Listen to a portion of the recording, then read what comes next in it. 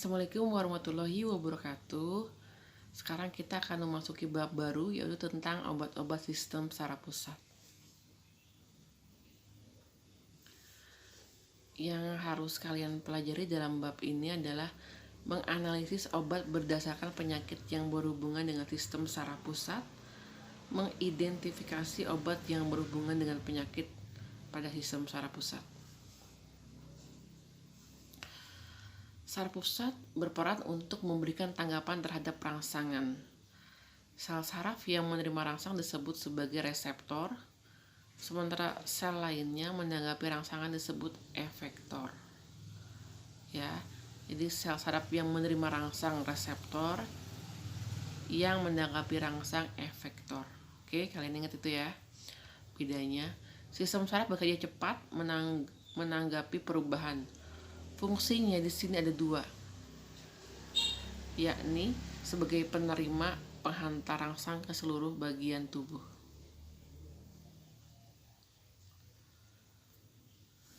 Berikut ini adalah contoh dari organ otak yang sangat berpengaruh dalam sistem saraf.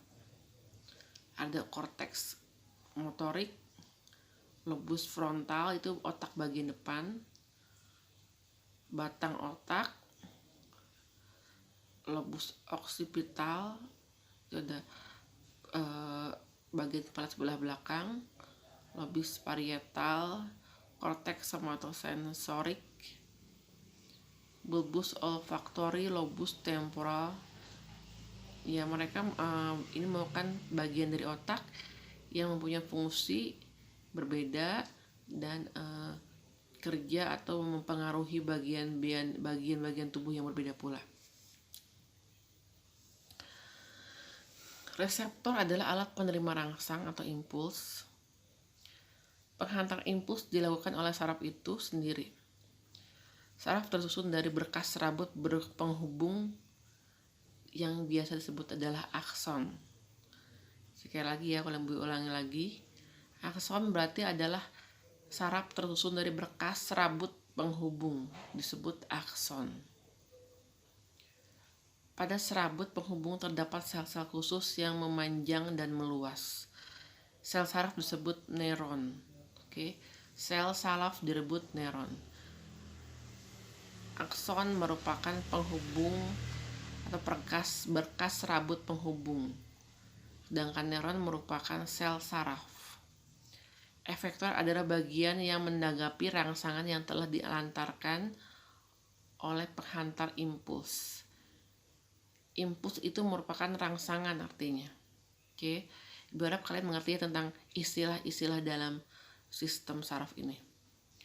Efektor yang paling penting adalah manusia adalah otot dan kelenjar. Berikut ini merupakan penggolongan sistem saraf terbagi dua antara sistem saraf pusat dan sistem saraf tepi atau perifer kita sebutnya.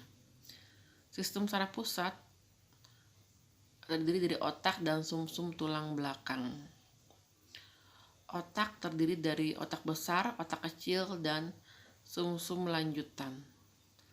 Sedangkan sistem saraf tepi atau perifer dibagi dua menjadi saraf somatis sadar dan saraf otonom tidak sadar. Yang sadar 12 pasang otak, 31 saraf sumsum tulang belakang. Otonom saraf simpatik dan parasimpatik. Ya. Sampai di sini materinya.